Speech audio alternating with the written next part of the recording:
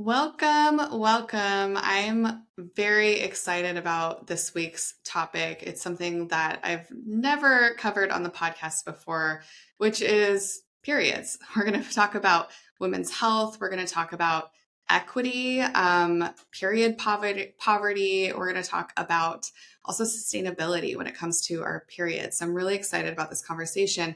And behind all of that is an entrepreneur with an amazing story of how she's built her company and is really having a global impact. So even if you're not a female, and so the period topic is maybe not what you're looking for, the entrepreneurial story is really beautiful and inspiring. And there's so much richness here. I'm really excited about this week's guest. Cherie Hoeger is the co-founder and CEO of Saalt, a women-owned B Corp that creates reusable and sustainable period care products that replace disposable pads and tampons. An entrepreneur, sorry, let me say that again. See, Cherie, I told you. I said an entrepreneur because I was seeing philanthropist there. An entrepreneur and philanthropist, Cherie champions the intersection of for-profit and nonprofit models through social enterprise and leads Saalt's social impact message. My gosh, sorry. Let me say that again. That's totally fine. An entrepreneur and philanthropist, Cherie champions the intersection of for-profit and nonprofit models through social enterprise and leads Saalt's social impact mission to end period poverty. Since their launch in 2018, Saalt has donated over 70,000 period cups and underwear to underprivileged women and girls in 50 countries as part of their 2% Give Back program. Before starting Saalt, Cherie had been an entrepreneur in multiple e-commerce ventures and worked as a technical writer with 15 years of publication experience, co-authoring 9 editions of collegiate textbooks in fields of fitness and wellness. Cherie is also the mother of 5 daughters and 1 son. Yes, that is 6 children, and considers them her greatest success. Cherie, I'm so excited for our conversation. Oh, I'm so thrilled to be here. Thank you for inviting me. We met years ago when Saalt was not even an official company yet. I got to hear about your ideation and you were working on launching this business. And so I have had the honor and joy of watching you and knowing you through this journey, but our listeners are just meeting you.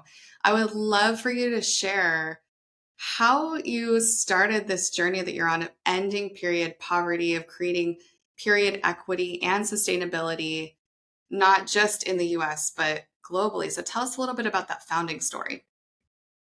Yeah, I would love to. And it was just an idea back then when we first met and something I was passionate about, and it was wonderful to have you take part in it in so many ways, and we can go into that. But the way that Salt started is that I was having a conversation with our aunt in Venezuela. So both my husband and I come from Latin heritage. My mom is from Argentina, and he was born in Venezuela, and his dad was also born and raised there.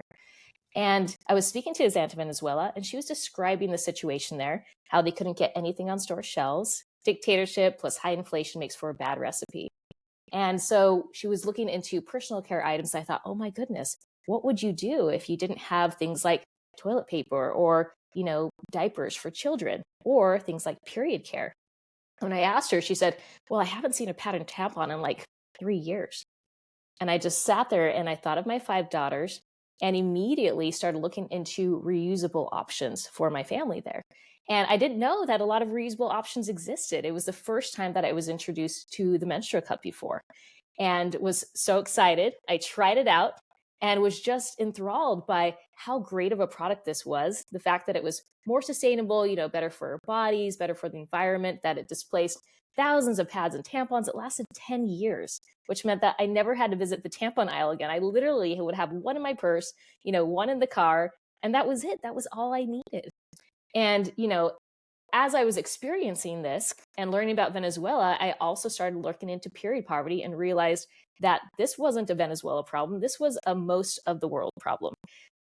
Lack of affordable and accessible menstrual care. And it's called period poverty. which means that they have, lack of reliable period care. And it's 62% of the world. So there's 800 million menstruators in the world. And of those, 500 million live in period poverty. So, as a woman, think about it.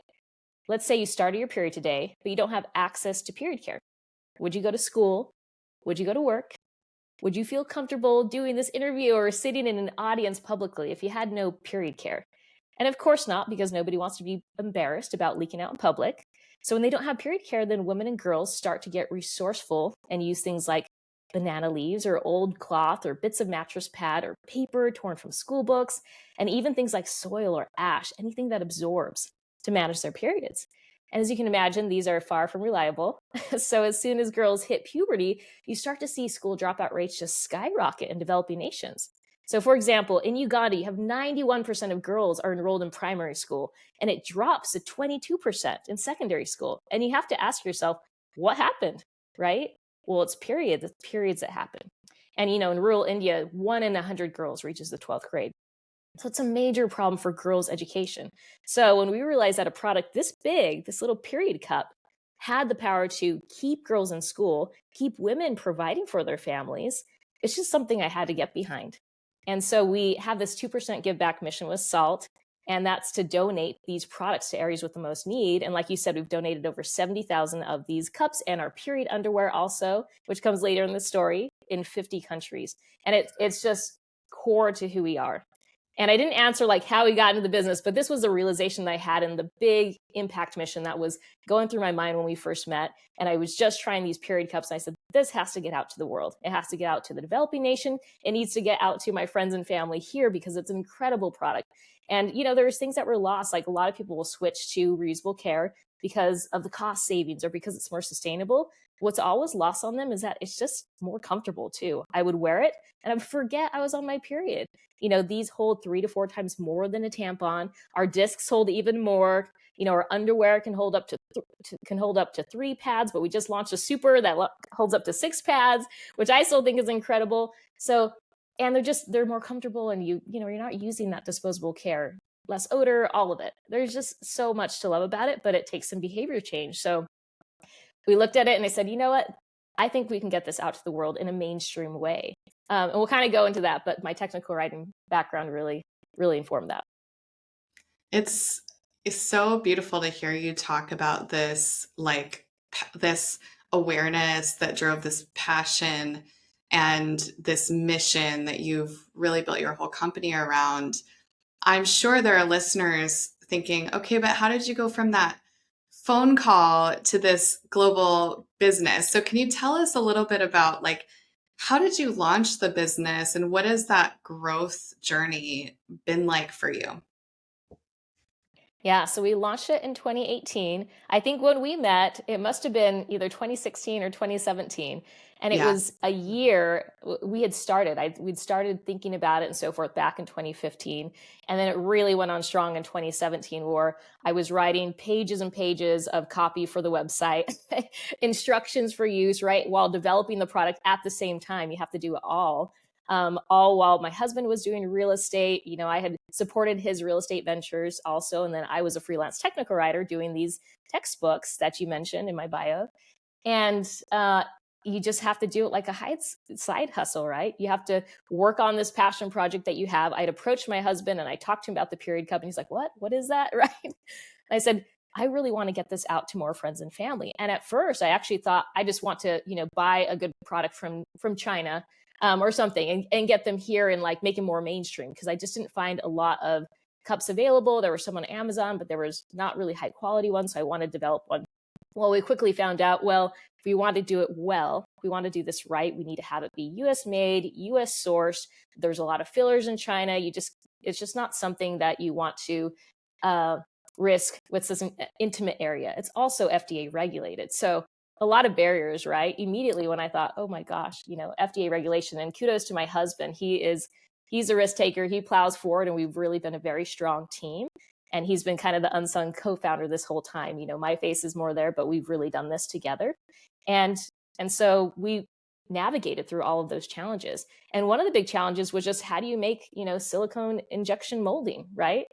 And each mold to create the cups, and we were looking at two cups, one that was a regular size, one that was a smaller size, and they're $25,000 each just to make the mold.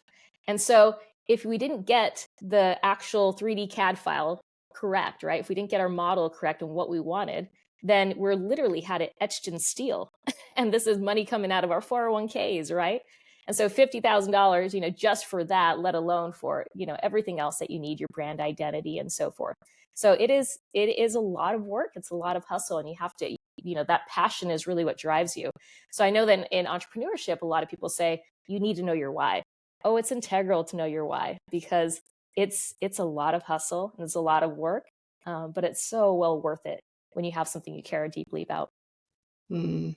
Yeah, I mean, there's always going to be those big things that come up, and as they say, it's like the problems get bigger the bigger your business gets, right? So it's not like you solve all of them early on and suddenly it's like a smooth ride into the sunset of entrepreneurship. I'm curious to hear from you a little bit on, you had experience with startups, and you have this background in technical writing. Were there any formative experiences, maybe even some failures or a failure? Because I feel like I learned the best from those, like those big moments where I maybe not failed or I overcame something big that really helped me, grow the thing that I have today. Is there a moment that comes up for you and you reflect on your journey? Yeah, when you're talking about formative experiences, that's where my mind went first. And I was actually thinking about how I traveled to Argentina when I was a child. So I lived there for 3 months. I lived in Brazil also when I was even younger, and so I had a very international background, and so did my husband. We both have very inspiring immigrant stories where my mom moved to the US when she was 14 years old, worked in a hanger factory in LA, and then went to school and got her nursing degree and went to school in English and had to, struggle through all the language barriers. My husband has a similar story with his dad. He actually has Austrian heritage, and they fled the war after World War II and went to Venezuela. So, very kind of German Austrian race. So he's a little bit, whiter with blue eyes, but lived in Venezuela, very Venezuelan. So his father's first language was German, second language was Spanish, and then English. And he was actually, I was writing textbooks with him. And so he was writing his textbooks in his third language, which is very impressive. Moved to the States when Amazing. he was, Wow. yes, he was actually he was a gymnast, was recruited to a US college because of on a gymnastics scholarship, didn't know any English at all, and then got his PhD by the time he was in his 20s. So just resilient type of ancestry that we come from, with our own parents. And so we were just really grown and raised to appreciate the freedoms that we have, the opportunities that we have to work hard. And the times when I was in Argentina and in Brazil, I later, did a lot of travel in Brazil. You just see the world, you see third world nations, you see some really difficult conditions, and it conditions you to really have empathy and care for others and care for them as equally as you do. And I think a lot of times in the US, we can be a little bit immune to that if we don't see it as close by. And then when you go to third world nations, it really changes you. So that was really an experience that really taught me to be philanthropic. It's something that has always been a passion of mine, is to ensure the equality of all people, because, I bond with all people. And, I'm very much both, American and Argentine, and, grew up that way. Hmm. The point about just having these experiences in developing countries, I think there is so much richness to really being in a place that's so vastly different than the world that you come from. And we've lived in three developing countries. So we lived in Dominican Republic, Vietnam, and Thailand. And I feel like all of those places were so formative for me in just, I don't know, a real respect for humanity in all aspects. And just like, I guess seeing the beauty of really like having a wide range of life experiences and like really connecting with people that have such different backgrounds. And to your point, a lot of that is so hard because when you're in these environments, like you see how much lack there is. And I've had a lot of experiences where I would go home after, like, we'd be out in Thailand, maybe we'd be at a market, and I would be so struck and like heartbroken of all the things that I could not fix. Mm. Like I'd see so many things that I would just, maybe a child who's not properly dressed and like isn't being watched, a 3-year-old that's kind of like running around, or you see the conditions that people sleep in. And to your point, I don't even think I thought about period poverty when I was in those environments because it's so unseen. So all of what you're saying really connects with me. And I'm curious to know, because I know how much it impacts how I am a mom, am a friend, I'm a, entrepreneur.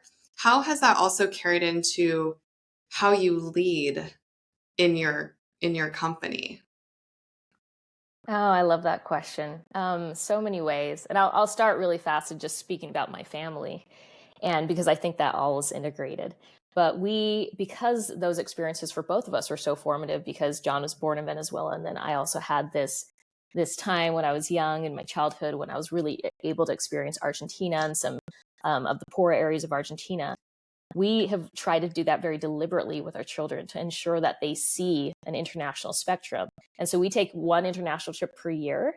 When we do impact work with Saalt, my kids have traveled with me to Nepal, to a rural area that lacked refrigeration. It was like going back 100 years. Everyone had a water buffalo, lived in mud huts.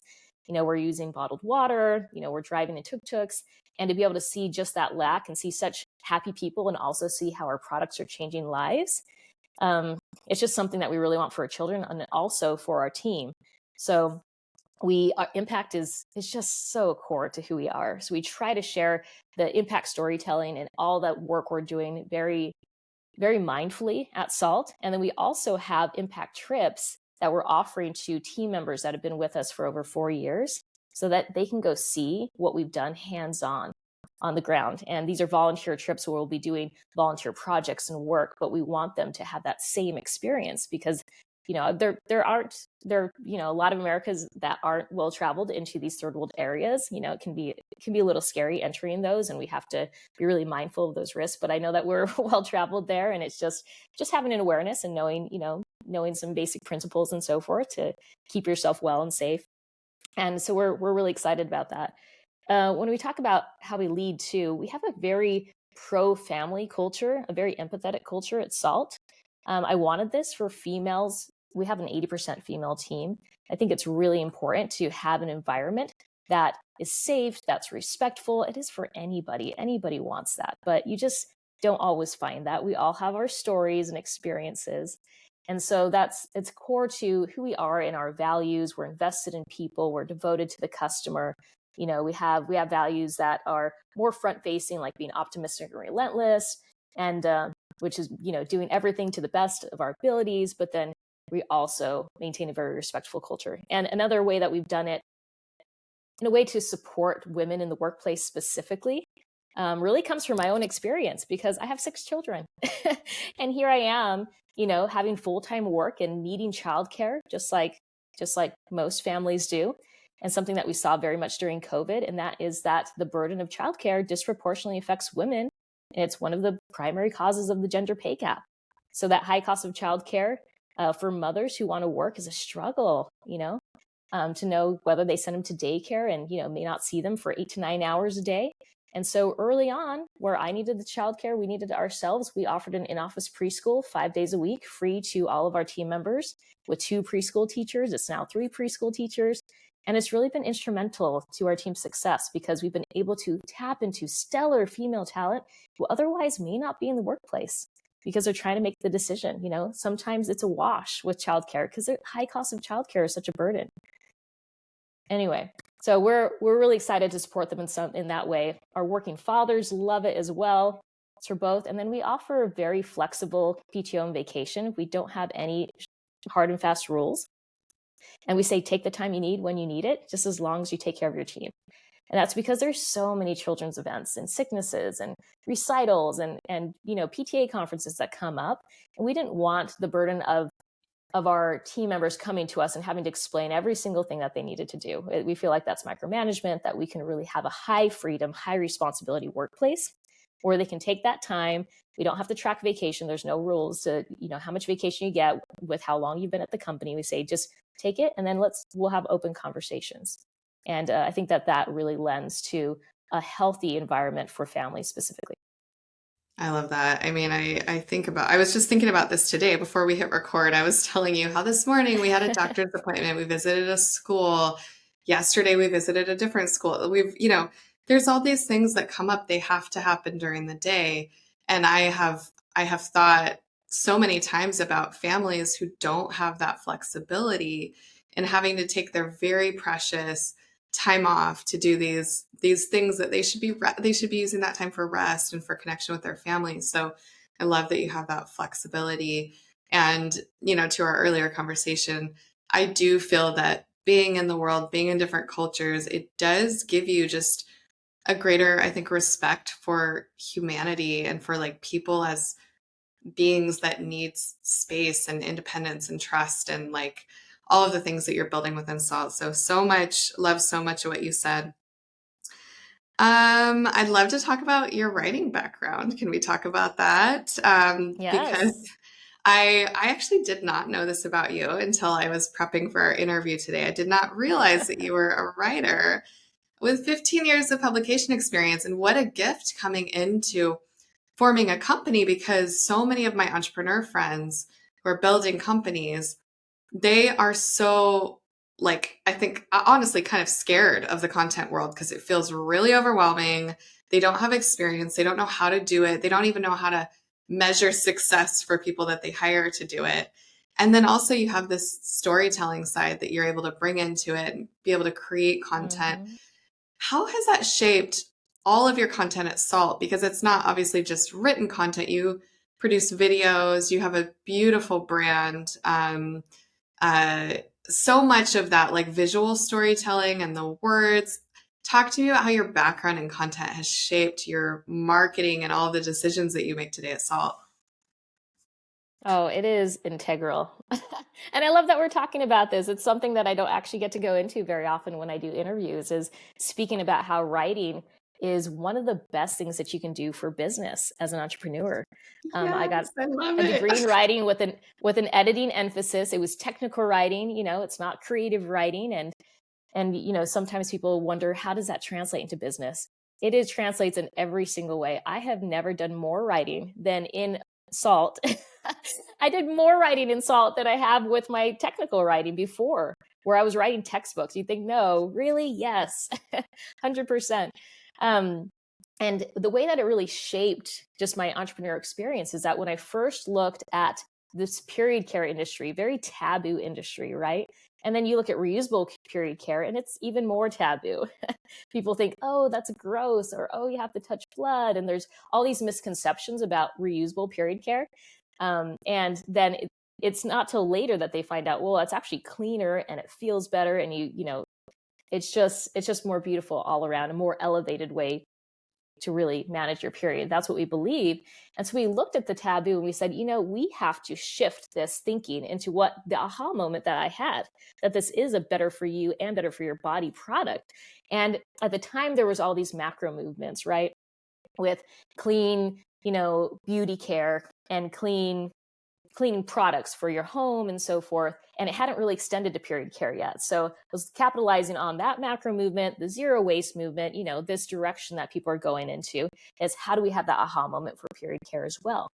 And you really looked at it as a writing problem. I had done technical writing, right, for 15 years and said, I take these really ambiguous subjects and I break them down for the layman into terms that they can understand, and do so with both writing, really concise writing, and visuals, right? Layouts and so forth. That's how you communicate it. And that's how you teach. And there's a lot of behavior change and a lot of teaching when it comes to reusable period care. Teaching somebody how to use a cup when they've used a tampon their whole life, or a pad, is difficult. Behavior change is hard. And this is what I was doing in our textbooks for fitness and wellness. I had difficult chapters like STIs and addiction behavior and stress management, right? And nutrition. And you're trying to teach college students how to take care of themselves in healthy ways. And I said, it's the same problem. I can do this. we can take this on and teach people how to have this behavior change with reusable period care. And the other thing I want to touch on is just how huge brand is. Brand is everything. I've learned that more than anything in this business. We've done other businesses before. We used to import goods from Brazil. That was fun. I'll go into that story later, but it was an e-commerce site. Had learned, some things and some learnings there, and it had done a lot of website copy and so forth. And we knew that to be able to tackle this problem, we had to have a beautiful brand so that we could present this product in an elevated way. One that was going to be Instagram worthy, packaging that would be stand out on Target shelves. At the time, Target was our dream retailer, but we hadn't gotten into Target yet. And we said, we have to make sure that our packaging stands out, that they can understand what it is, that they can choose their size well. And so there's just writing involved in all of that. And we really saw these two extremes where you had in the period care industry, when you walk down the period aisle, pinks and purples and flowers and women spinning in white dresses, right? This is kind of how it was sold to us. And I never liked the color pink. I like blue. I was also a little bit called a tomboy growing up. And I didn't really resonate with the period care aisle. And on the other side of the spectrum were these more progressive brands that were using kind of shock value to get attention, blood and body parts.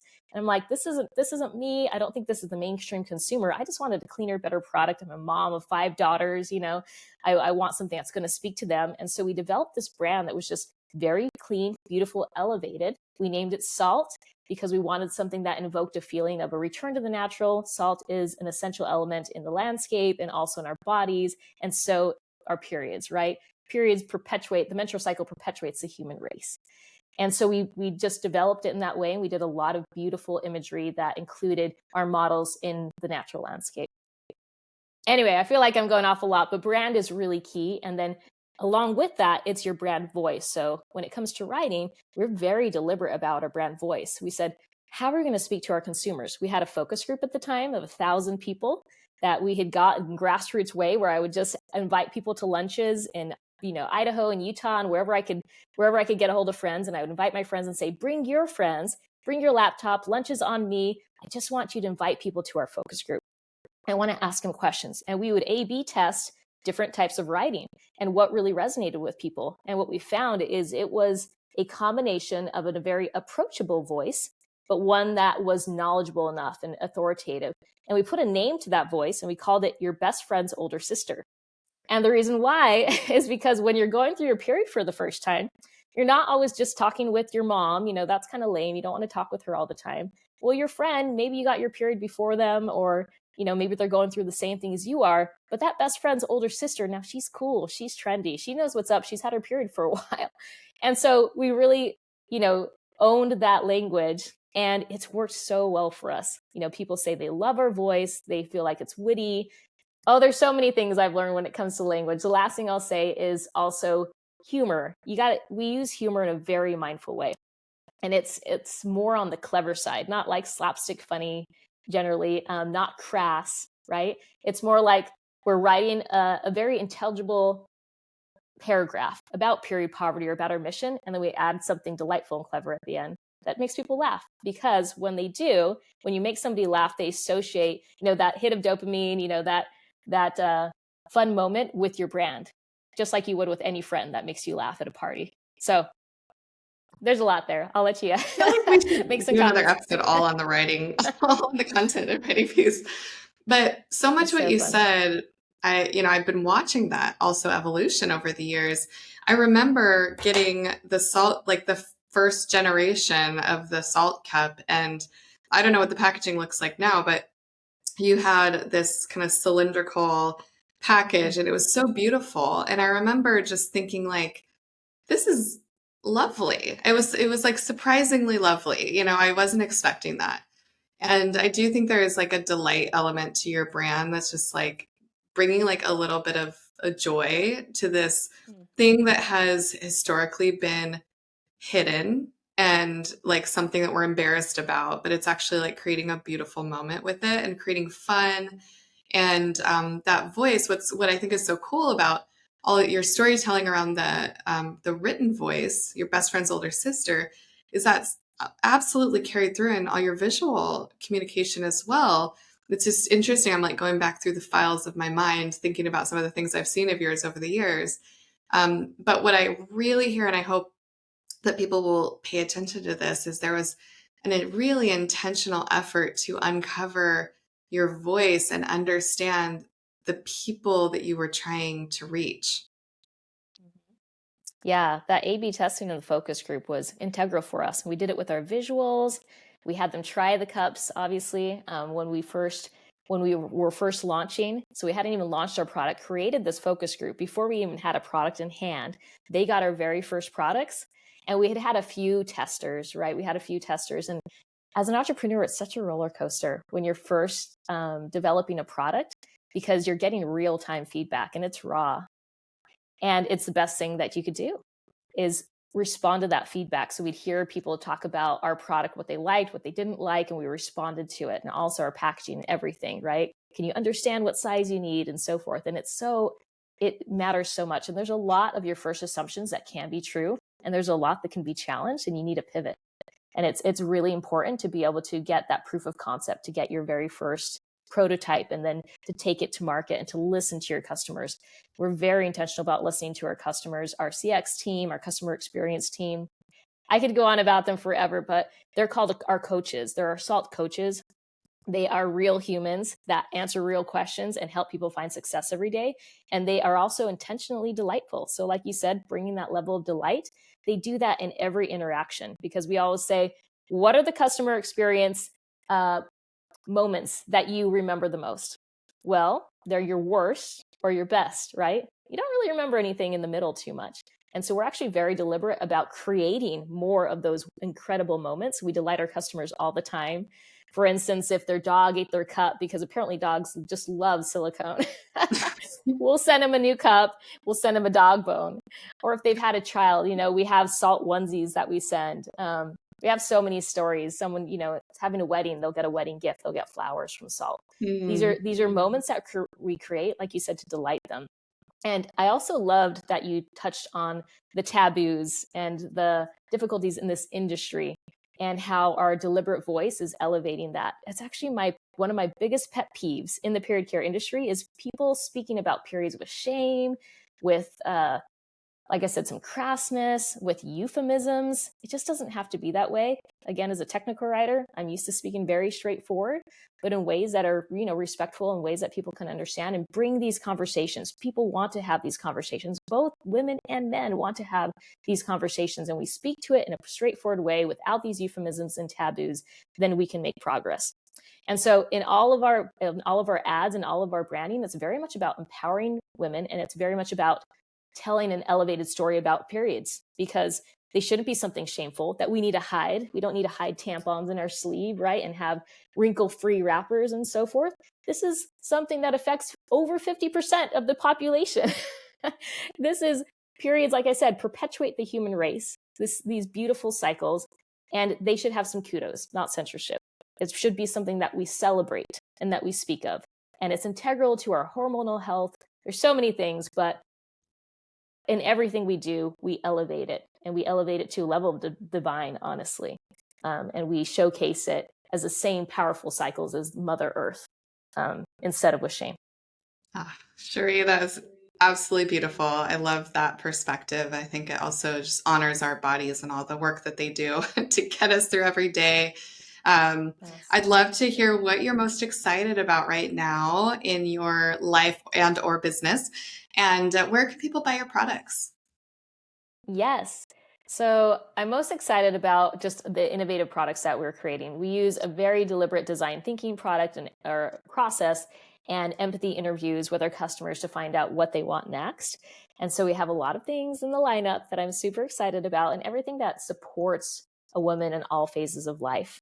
Just speaking about our underwear really fast, it's not just for periods, it's also for everyday wear. It's the aha moment that we want all of our customers to have. It's the aha moment I had with my own daughters. They wear our underwear every single day. And that's because women live with wetness for 24 days out of a 28-day cycle. And so between discharge and increased discharge during ovulation and then period week, and sometimes, also bladder leaks that you have when you get older and have had kids like me, and then postpartum bleeding and so forth. We just need absorbency in our underwear. We didn't even talk about this, but yes, we also create underwear, and it really is an everyday underwear. We created it very intentionally to be super comfortable.